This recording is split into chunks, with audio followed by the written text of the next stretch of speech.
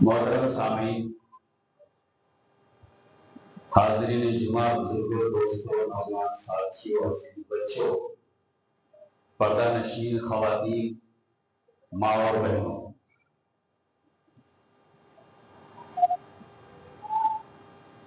رب تعالی کا بے شمار احسان ہے ہمارے اوپر اور آپ کے اوپر، بلکہ ہر اس شخص کے اوپر جو رب العالمین کی توحید کا قائل ہے، جو اپنے آپ کو مومن اور مسلمان کہتا ہے۔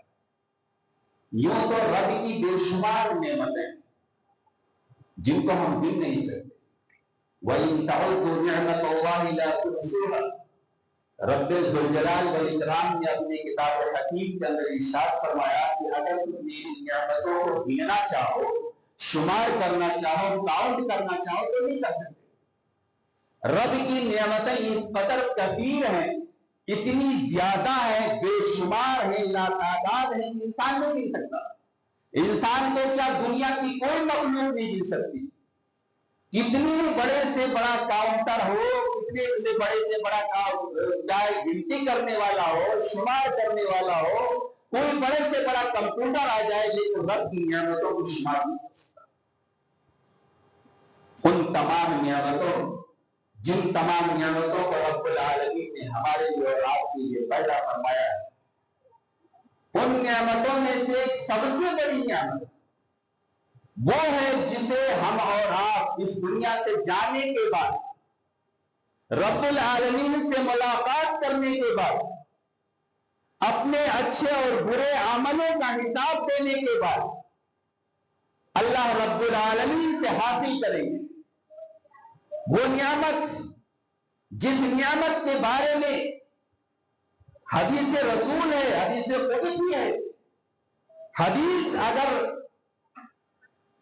صحابی پر موقوف ہو جائے تو حدیث موقوف کہلاتی ہے، اور حدیث اگر رفع ہو کر تو نبی کریم جناب محمد رسول اللہ صلی اللہ علیہ وسلم تک پہنچ جائے تو اس کو حدیث مرفوع کہتے ہیں، اور اگر حدیث جا کر کے اللہ رب العالمین کی ذات پر رک جائے تو اسے حدیث قدسی کہتے ہیں۔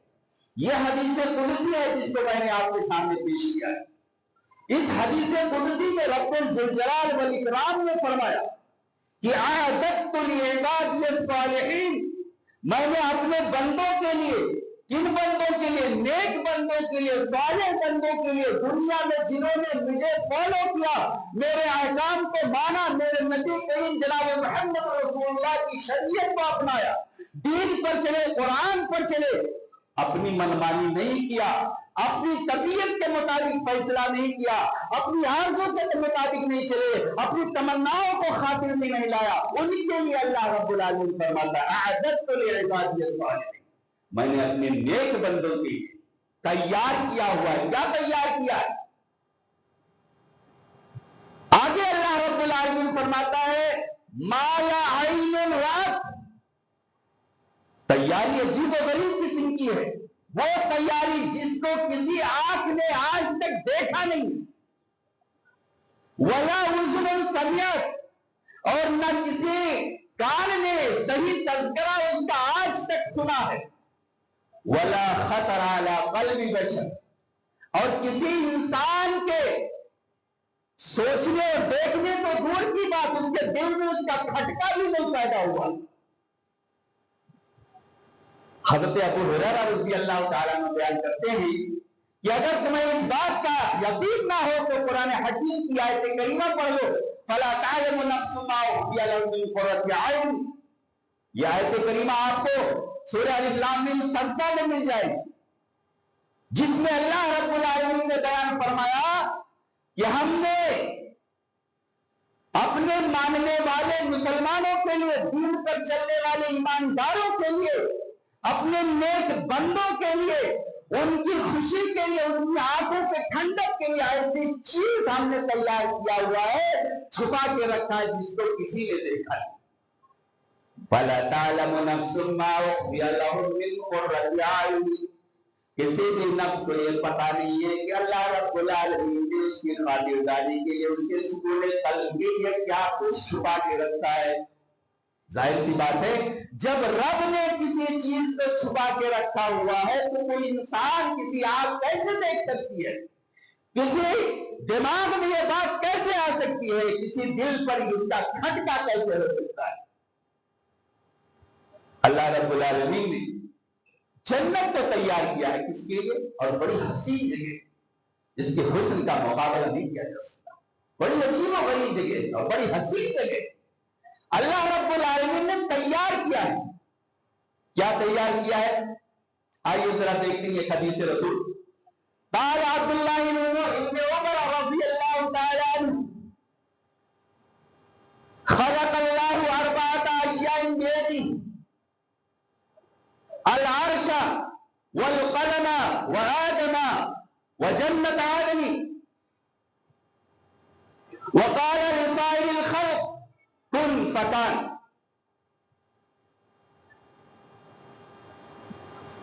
حضرت عبداللہ بن عمر رضی اللہ تعالیٰ عنہ بیان فرماتے ہیں کہ اللہ رب العالمین نے اپنے ہاتھوں سے 4 چیزوں کو پیدا کیا۔ جب رب اپنے ہاتھ سے کسی چیز کو پیدا کرے تو جان لو کہ کتنی اسپیشل چیز ہے، کتنی اہمیت والی ہے، کتنی کیا ہے منزلت والی ہے، کتنی قدر والی ہے۔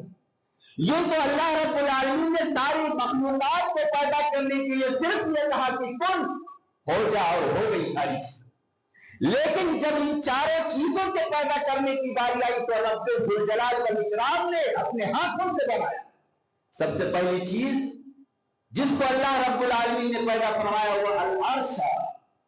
سب سے پہلی چیز اللہ نے عرش کو بنایا۔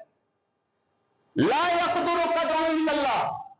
عرش ایک ایسی چیز ہے جن کے بارے میں کوئی بھی نفس نہیں جان سکتا، کوئی بھی شخص اندازہ نہیں لگا سکتا کہ کتنا بڑا ہے، کیسا ہے، کتنی عظیم چیز ہے، وہ اللہ ہی جانتا ہے۔ دوسری چیز اللہ نے پیدا فرمایا والقلم، قلم کو پیدا فرمایا، اور جب قلم کو پیدا فرمایا تو اللہ رب العالمین نے کہا اکتب، لکھ ڈال، تو قلم کہتی ہے لا ماذا اکتب، کیا لکھوں میں کیا لکھوں؟ اللہ نے کہا کہ ازل سے ابد تک جو کچھ بھی ہونے والا ہے سب کچھ لکھا۔ 2 چیز۔ تیسری چیز اللہ رب العالمین نے آدم علیہ السلام کو اپنے ہاتھ سے بنایا، جن کے ہم اولاد جن کی ضروریت میں ہم لوگ آتے ہیں، ہمارے دادا کو، ہمارے بابا کو اور ہمارے باپ آدم علیہ السلام کو اللہ نے اپنے ہاتھ سے بنایا۔ اللہ رب العالمین فرمایا خلقتہم بیدیا، ہم نے اس کو اپنے ہاتھوں سے بنایا ہے۔ کس کو؟ آدم علیہ السلام کو۔ جب آدم کو اللہ نے اپنے ہاتھ سے بنایا، کہاں بنایا؟ جنت جیسی جگہ میں بنایا۔ آدم کا پتلا کہاں بنایا گیا تھا؟ جنت میں بنایا گیا۔ تو آدم اسپیشل ہوئے اور اسپیشل جگہ میں بنائی گئی، تو ہم تو اور آپ بڑے اسپیشل ہیں۔ اللہ کی نگاہ میں ہم تو آپ بڑے اسپیشل ہیں نا، بڑی قدر و منزلت والے۔ اب اس مقام اور مرتبے کو پانے کے بعد اگر ہم میں سے کوئی شخص اللہ رب العالمین کے احکام کی اور نبی کے فرمودات کی خلاف ورزی کرے اور اللہ اور اس کے رسول سے باغیانہ رویہ اختیار کرے تو اس سے بڑا بدنصیب کون ہو سکتا ہے؟ کوئی ہو سکتا ہے؟ ہم اور آپ سوچیں، غور کریں کہ اللہ نے ہمیں اسپیشل طور پر بنایا ہے، رب ذوالجلال نے ہمیں اپنے ہاتھوں سے بنایا ہے اور اپنی جنت میں بنایا ہے، ہمیں اتنا مقام اور ہمیں اتنی قدر والا بنایا تھا، اور ہم نے کیا کیا؟ ہم نے رب کے حکموں کی پامالی کی، رب سے بغاوت کی، صبح سے شام تک رب کے حکموں کے خلاف کرتے، پھر بھی امید لگائے بیٹھے کہ رب العالمین کی رحمت نازل ہوگی، اللہ رب العالمین اپنی نعمتوں کی برکھا برسائے گا، اللہ رب العالمین اپنے کیا کہتے ہیں انعامات کی کا مہر برسائے گا۔ یہ تو ایسے ہی ہوا جیسے ہم نہ کر کے کچھ اس کی امید رکھتے، اجرت ہم نہ کر کے اجرت کی امید رکھتے ہیں۔ اگر کوئی شخص آپ کو مزدوری پہ رکھے، دہاڑی پہ رکھے، اور آپ اس کے یہاں جا کر کے بیٹھے رہو، اس کے حکم پہ فالو نہ کرو، اس کے کہا نہ مانو، وہ جو کام کرنے کے لیے کہے اس کو نہ کرو، تو شام کو آپ جاؤ گے اس سے کہو گے سیٹ کی طرح میرا پگار کو دے دو، میرا دہاڑی دے دو، ایک چماٹ مارے گا گال کو اور بھگا دے گا۔ پھر بھی ہم یہ سوچ رہے ہیں کہ ہم نہ کر کے بھی اللہ رب العالمین سے اس کی نعمت لے لیں گے، اس کی جنت لے لیں گے۔ یہ ہماری سوچ بن گئی۔ کتنے گئے گزرے لوگ ہو گئے ہیں، اللہ نے اسپیشل بنایا تھا ہمیں اور ہم نے اپنے آپ کو ذلیل ترین کر دیا۔ تو میرے دوستو، اللہ رب العالمین نے چوتھی چیز جو بنائی وہ جنت عدن، ہمیشہ کی جنت۔ جنت عدن، ان چار چیزوں کو اللہ نے اپنے ہاتھوں سے بنایا۔ اللہ رب العالمین نے ان چار چیزوں کو اپنے ہاتھوں سے بنایا ہے، جنت عدن کو بھی اپنے ہاتھوں سے بنایا۔ تو یہ جب یہ چار چیزیں اسپیشل ہو گئی، قدر والی ہو گئی، عزت و مرتبت والی ہو گئی، تو ظاہر سی بات ہے ان کا مقام اور مرتبہ اللہ کی نگاہ میں بہت زیادہ ہے۔ اور ان ساری چیزوں کو بنائے ہمارے اولاد کو فائدے۔ بہرحال اللہ رب العالمین نے، آئیے دیکھتے ہیں یہ ایک حدیث، اللہ کے رسول جناب محمد رسول اللہ صلی اللہ علیہ وسلم نے فرمایا کہ جنت بنائی کیسی گئی؟ جو جنت ہمارے اور آپ کے لیے وضع کی گئی ہے، بنائی گئی ہے، جس کی شاخ اللہ رب العالمین نے کی ہے، جس کو اللہ رب العالمین نے اپنے ہاتھوں سے پیدا کیا ہے، وہ کیسی بنائی گئی؟ آئیے حدیث، وعن ابی سعید الخدری رضی اللہ تعالی عنہ قال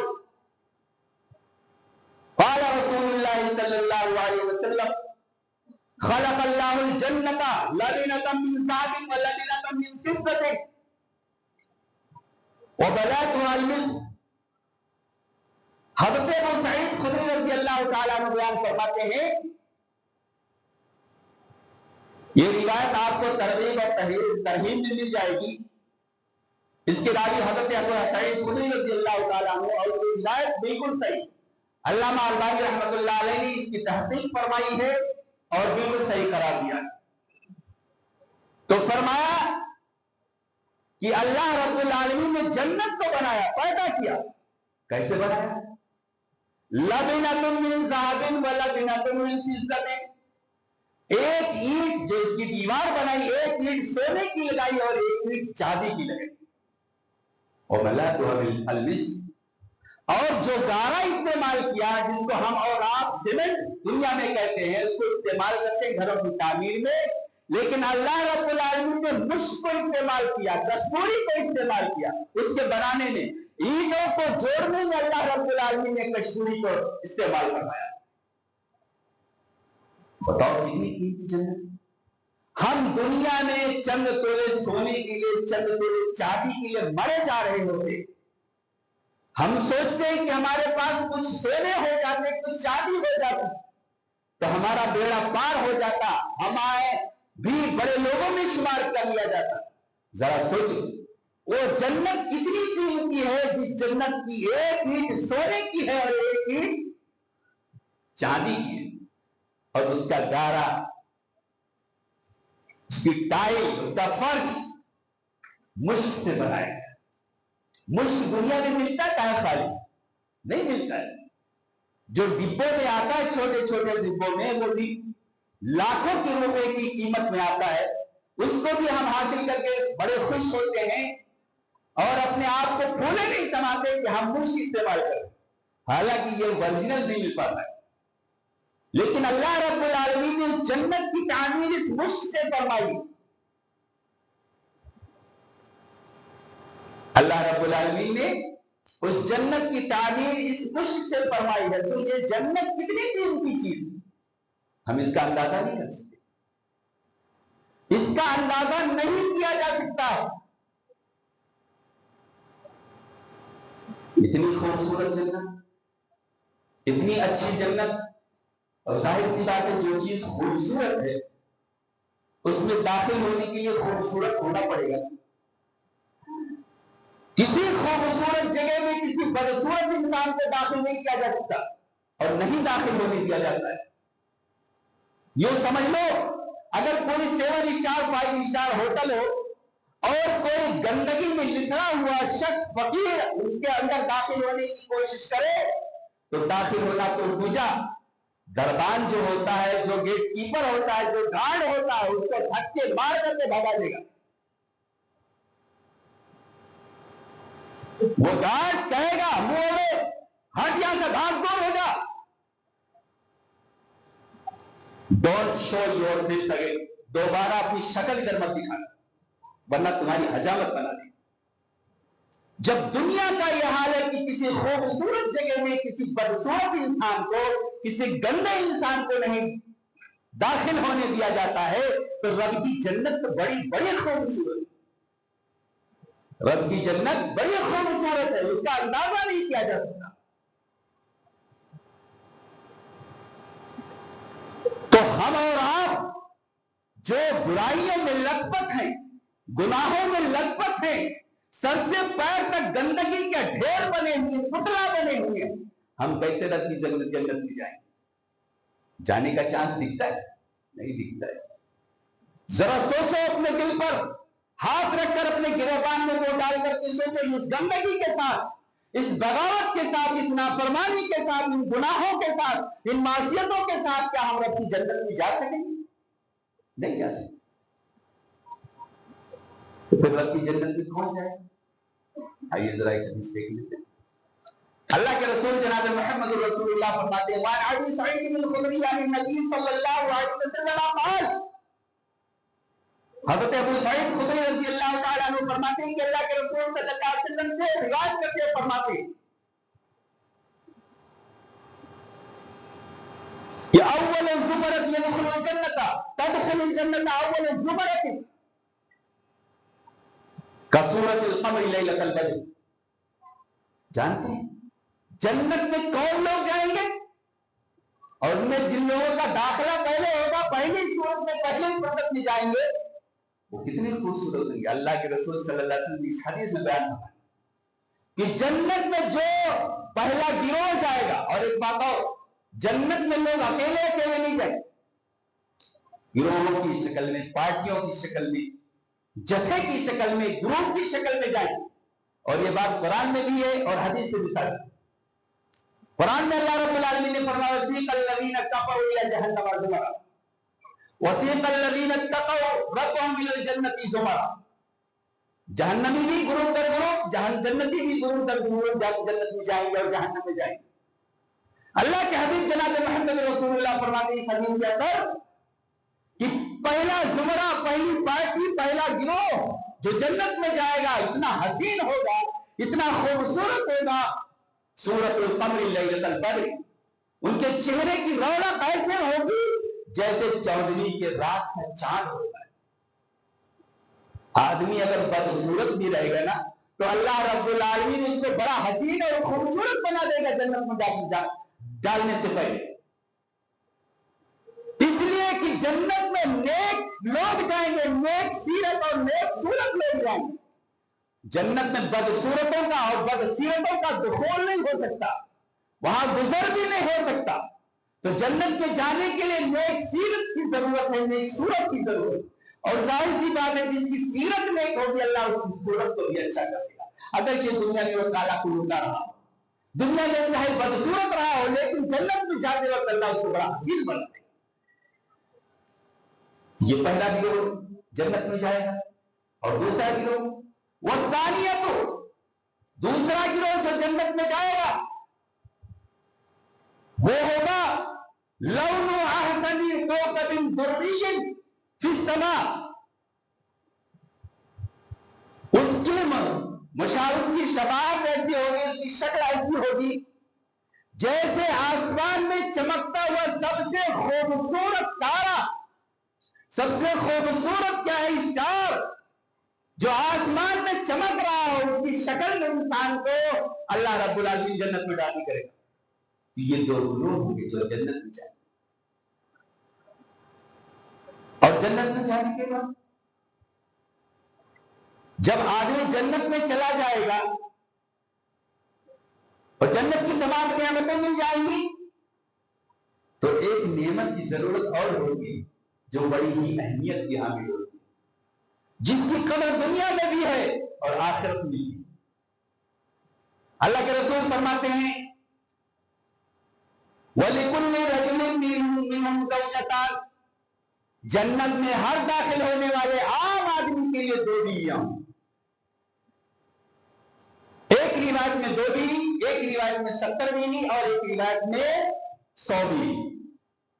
میں تو 100 بیوی کا لفظ آتا ہے. اب یہ اس میں کوئی اشکال کی بات نہیں ہے، تو کوئی تعارف ہے نہ کوئی جائے ٹکراؤ حدیثوں میں، اس لیے کہ آدمی کی جیسی کیٹیگری ہوگی، جیسا اس کا مقام ہوگا، جیسے اس کی حیثیت ہوگی، اس حساب سے اس کو دی جائے گی. عام جنتیوں کو تو 2 عورتیں دی جائے گی. اب جانتے ہیں عورت کتنی حسین چیز اور کتنی بہترین چیز ہے، اس کا اندازہ آپ کر سکتے ہیں. آئیے اللہ کے رسول صلی اللہ علیہ وسلم کی ایک حدیث دیکھ لیتے ہیں. اللہ کے رسول جناب محمد رسول اللہ نے فرمایا الدنیا کلھا متاع، دنیا کی تمام چیزیں فائدہ اٹھانے کی ہیں، اس سے متمتع ہوا جا سکتا ہے، اس سے نفع اندوز ہوا جا سکتا ہے. وخیر متاع الدنیا المرأۃ الصالحہ، لیکن ان تمام فائدہ اٹھانے والی چیزوں میں، لطف اندوز ہونے والی چیزوں میں، متمتع ہونے والی چیزوں میں سب سے بہترین چیز نیک عورت. نیک عورت. بھائی اسی عورت کی وجہ سے یہ کائنات چل رہی ہے. کائنات کے اندر جو رونق نظر آ رہی ہے ان عورتوں کی بدولت. وجود جن سے ہے، وجود زن سے ہے تصویر کائنات میں رکھ. اسی کے سوچ، اسی کے ساتھ سے، اسی کے سوچ سے زندگی کا ساز ہو. اگر یہ نہ ہوتی تو دنیا بے قید ہوتی، بے رونق ہوتی، بے رنگ ہوتی.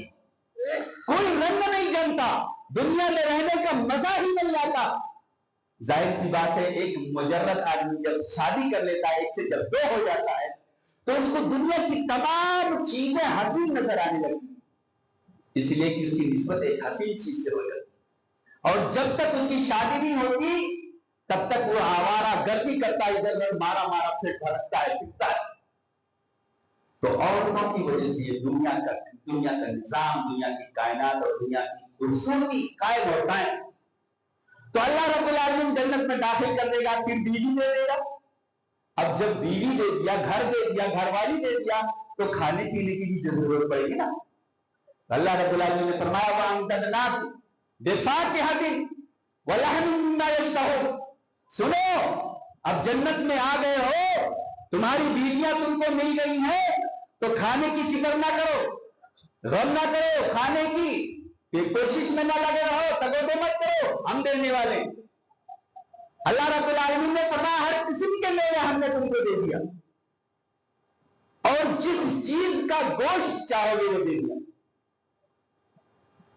ایک جگہ اللہ رب العالمین نے فرمایا لحم طیب مما یشتہون، جس پرندے کا گوشت آپ کو چاہیے، جس کی خواہش کرو گے آپ کے دسترخوان پہ آپ کو حاضر کر دے. کیا نخرے ہوں گے بھائی. جنت میں جانے کے بعد کیسی کیسی ہماری ناز و ادا اٹھائی جائے. اللہ رب العالمین ہم سب لوگوں کو جنت نصیب فرمائے. وہ جنت جس کے بارے میں کسی انسان نے سوچا نہیں، جس کو رب نے اپنے ہاتھوں سے بنایا. اللہ رب العالمین تجھ سے ہم دعا کرتے ہیں اللہ ہمیں وہ جنت دے دے جس جنت کو تو نے ہمیں ہمارے لیے خاص طور سے بنایا. اگرچہ جنت میں ایک چھوٹی سی جگہ ہے. ہم دنیا میں ایک مکان کے لیے ترستے، ایک دکان کے لیے ترستے. ہم سوچتے ہیں کہ ہمارے پاس ایک دکان ہو جائے، ایک مکان ہو جائے تو بڑا پار ہو. اللہ رب العالمین ایک جنتی کو جو سب سے آخر میں جنت میں جائے گا، جانتے ہیں کتنا دے گا؟ یہ دنیا اور دنیا جیسی 10 دنیا. آپ اندازہ کر سکتے ہو؟ جنت میں جانے کے بعد ہر شخص بادشاہ ہوگا، ہر شخص بادشاہ ہوگا. اور ایک چیز، دنیا میں آدمی کو بادشاہی مل جائے، دنیا میں آدمی کو حکمرانی مل جائے، دنیا میں آدمی کو سلطانی مل جائے، دنیا میں آدمی کو کرسی مل جائے، اقتدار مل جائے، تو یہ کھٹکا اور یہ خطرہ لگا رہتا ہے کہ کب اس کی کرسی کی ٹانگ کھینچ لی جائے، کب اس کا اقتدار چھین لیا جائے، کب اس کو بادشاہ سے معطل کر دیا جائے، کب اس کی حکمرانی لے لی جائے. لیکن جنت میں جانے کے بعد کسی بھی بادشاہ کو جو جنت میں جائے گا اس کی بادشاہی سے اس کو نکالا نہیں جائے اور نکلنے کا بھی دل نہیں کرے گا۔ دنیا کے آدمی خوبصورت سے خوبصورت محل بنا لے، خوبصورت سے خوبصورت بنگلہ بنا لے، لیکن کچھ دنوں کے رہنے کے بعد اس کو اکتاہٹ سی محسوس ہوتی، گھبراہٹ سی ہونے لگتی ہے، تو وہ آؤٹن پر چلا جاتا ہے، اوٹی چلا جاتا ہے، منالی چلا جاتا ہے، شملہ چلا جاتا ہے، تاکہ اس کا ٹائم پاس ہو۔ لیکن جنت ایک ایسی جگہ ہے جہاں سے نکلنے کا دل ہی نہیں کرے گا، لا یبغون عنہا حولا۔ اللہ رب العالمین نے فرمایا میری جنت اتنی خوبصورت ہے کہ وہاں آنے کے بعد کسی کو باہر جانے کی ضرورت ہی نہیں ہے، کسی کے دل میں خیال ہی نہیں آئے گا کہ ہم باہر چلے۔ میرے دوستو، وہ جنت ایسی جنت جس جنت میں اللہ رب العالمین کھانے کا سامان دے دے گا۔ اب پینے کا بھی تو سامان چاہیے، جب کھانے کا دے دیا تو پینا بھی چاہیے۔ تو جنت میں دودھ کی نہریں، شہد کی نہریں تو بہی ہی رہی ہیں، پانی تو ہے ہی نہیں۔ اللہ رب العالمین نے جنت میں ایک چیز اور تیار کیا ہے، وَيُسْقَوْنَ مِن رَّحِيقٍ مَّخْتُومٍ۔ اللہ رب العالمین نے جنت میں شراب تیار کیا ہوا ہے جنتیوں کے لیے۔ آپ لوگ کہو گے بھائی دنیا میں تو جنت حرام ہے، شراب حرام ہے، کہ جنت میں اللہ نے اس حرام چیز کو جنتیوں کے لیے کیوں تیار کیا؟ یہ جانتے ہیں دنیا کی جو شراب ہے نا، اس کو پی لینے کے بعد آپ کو صرف گٹر اور گندگی دکھائی دیتی، اور اس جنت کے شراب کو پینے کے بعد آدمی کا دل فرحت بخش ہو جائے گا اور اس کو لذت ملے گی، اور ایسی لذت جس کو الفاظ میں نہیں بیان کیا جا سکتا، ایسی لذت۔ تو اللہ رب العالمین نے فرمایا یسقون من رحیق مختوم، مہر بند شراب کیا جائے۔ ایسا نہیں کہ کسی نے استعمال کیا ہوا ہو بوتل کھول کر کے اس کا ڈھکن پر لگا کر کے آپ کو دے دیا، ایسا نہیں۔ جو بھی چیز ملے گی بالکل برانڈڈ ایک نمبر کی ملے گی، جو شراب آپ کو دی جائے گی ایک نمبر کی ہوگی، سب سے قیمتی شراب دی جائے گی۔ اللہ فرماتے ہیں یسقون من رحیق مختوم ختامہ مسک، جانتے ہیں اس کے اوپر جو ڈھکن لگا رہا ہوگا، ڈھکن پر جو مہر لگا ہوا ہوگا وہ بھی مسک کا ہوگا۔ تو جنت میں ایک اینٹ سونے کی اور ایک اینٹ چاندی کی، اور پوری جنت کا فرش اور اس کا ٹائل کیا ہے، مشک کا ہوگا، اور پینے کے لیے جو شراب دیا جائے گا اس کا مہر بھی کیا ہے، مشک سے تیار کیا گیا ہوگا۔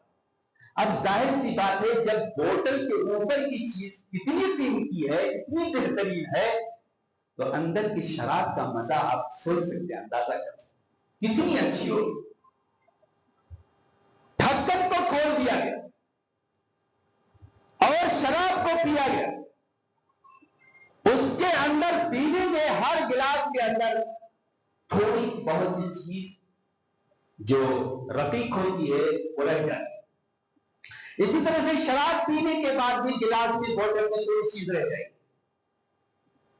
تو وہ شراب جو تھوڑی سی رہ جائے گی، جو پھینک دی جاتی ہے، جس کی کوئی اہمیت نہیں ہوتی، جانتے ہو کس چیز کی ہو؟ وہ مشک کا ہوگا، مشک کا، کستوری کا بنا ہوا ہوگا، جو پھینکنے میں چلا جائے گا، جس کو جنتی استعمال کرنے کے بعد پھینکے۔ جب تلچھٹ کا یہ حال ہے، جو پھینکی جانے والی چیز ہے اس کا یہ حال ہے، تو جنت کے شراب کا کیا حال ہوگا جو مہر کے ساتھ آپ کے ہاتھوں میں آئے؟ ذرا سوچ ہوتا ہے۔ تو اللہ رب العالمین نے فرمایا بیوی دے دی گئی، گھر دے دیا گیا، گھر والی دے دیا گیا، کھانے کی چیز دے دی گئی، اب پینے کی کوئی چیز دے دی گئی۔ اب چاہو آرام کرو، عیش کرو، کیا بچے؟ سب کچھ تو اللہ نے دے دیا۔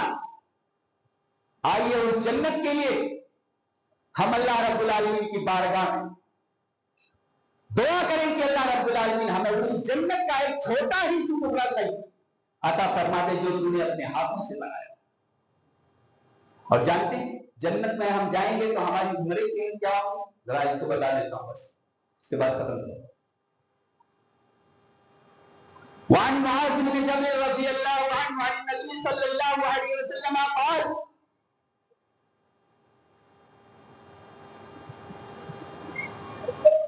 يدخل اہل الجنت الجنت، جب جنتی جنت میں چلے جائیں گے یا جائیں گے تو جانتے ہیں ان کی عمر کتنی ہوگی؟ بوڑھا کوئی نہیں جائے گا جنت میں، खोसट कोई नहीं जाएगा, बदसूरत कोई नहीं जाएगा। कोई भी बदसूरत इंसान, कोई भी बूढ़ा इंसान, कोई भी कमजोर नाकमा इंसान, कोई भी ज़ईफ नहीं जाएगा। दाखिले से पहले अल्लाह रब्बुल आलमीन उसको जवान बना दे। क्या बनाएगा? यदखुलून अहलुल जन्नति जन्नता, जब अल्लाह रब्बुल आलमीन जन्नती को जन्नत में दाखिल करेगा तो उनकी उम्र क्या होगी? अबनाओ सलासी, 30 साल की उम्र होगी। 30 साल का कड़ियल जवान होगा, भरपूर जवानी होगी, तवानाई से बदन दहक रहा होगा, महक रहा होगा। खूबसूरत इतना होगा, इतना खूबसूरत होगा कि उसके चेहरे से नूर निकल रहा होगा, चौदवी के चांद की तरह खूबसूरत होगा। और उम्र कितनी होगी? 30 साल की उम्र। 30 साल की उम्र में दाखिल किया जाएगा। और सलासीना सनतन, या 35 साल की उम्र होगी, जो उम्र हज़रत ईसा अलैहिस्सलाम की। 30 साल की उम्र में 33 साल की उम्र में जन्नत में दाखिल किया जाएगा। और आगे हुजूरतन मुरदन मुतहालीना, जन्नत में जाएगा तो बदन पर जो घास जमा हुआ होता है ना, जिसको बाल कहते हैं, तमाम बहुत सारे लोगों को जिस्मों पर बाल होता है, जिसको साफ करने के लिए न जाने लोग कौन कौन सा लोशन इस्तेमाल करते हैं, क्या क्या करते हैं, जतन करते हैं कि मेरा बदन खूबसूरत नजर आए, मेरी बॉडी क्या है, अट्रैक्टिव नजर आए, मेरी बॉडी खूबसूरत नजर आए, आकर्षित हो जाए लोग उसको देख करके। कौन कौन सा लोशन इस्तेमाल करते? अल्लाह फरमाता आओ जन्नत में कुछ लोशन की जरूरत नहीं। जुर्दन मुरदन, जुर्दन का माना जिस्म पर कोई बाल नहीं होता, पूरा जिस्म क्या है? चमचमा रहा होगा, दमदमा रहा होगा, चमक रहा होगा, दमक रहा होगा। ऐसी हालत में जन्नत में दाखिल किया। मुरदन, चेहरे पर भी ना तो दाढ़ी होगी ना मोछ होगा, बड़ा खूबसूरत होगा। और खूबसूरती जब इतनी हो कि सूरज चांद जैसी नजर आए और बाल और दाढ़ी ना हो, तो जरा अंदाजा करो कितना खूबसूरत इंसान लगेगा। यह खूबसूरती चाहिए ना औरत को कि नहीं चाहिए? अगर चाहिए तो जन्नत को पाने की कोशिश, जन्नत को हासिल करने के लिए क्या है? कोशिश हो जाओ आपसे। तो बदन पे बाल नहीं होगा, दाढ़ी और मोछ नहीं होंगी, और मुक्काहालीना, अल्लाह के रसूल फरमाते हैं सिर्फ इतनी पर बस नहीं होगा, इतना ही खूबसूरत होगा, दाढ़ी नहीं होगी, बाल नहीं होगा। आगे अल्लाह ने फरमाया मुक्काहालीना, उसकी आंखें इतनी खूबसूरत होंगी, इतनी खूबसूरत होगी, दुनिया में आदमी सुरमा और काजल लगाने के बाद आंखों को खूबसूरत बनाता है, अल्लाह रब्बुल आलमीन उसकी आंखों को काजल लगा बना देगा, सुरमा जैसा लगा हुआ सुरमा की आंखें बना देगा। जब इतनी खूबसूरती होगी तो जाहिर सी बात है, जब इतना खूबसूरत होगा तो जाने के लिए जो मकाम चाहिए वो भी खूबसूरत होना चाहिए। तो जन्नत तो ये भी बहुत हसीन है और खूबसूरत। तो ये हालात होंगे लोग। मेरे दोस्तों, मेरे बुजुर्गों, भाइयों, आइए अल्लाह से दुआ करें कि जन्नत की जो सिफात हमने आपके सामने बयान की है, इन सिफतों से मुत्तसिफ हमें अल्लाह रब्बुल आलमीन कर दे और अपनी जन्नत में मकाम अता फरमा के हमें अपनी जन्नत में फिरदौस में दाखिल कर दे।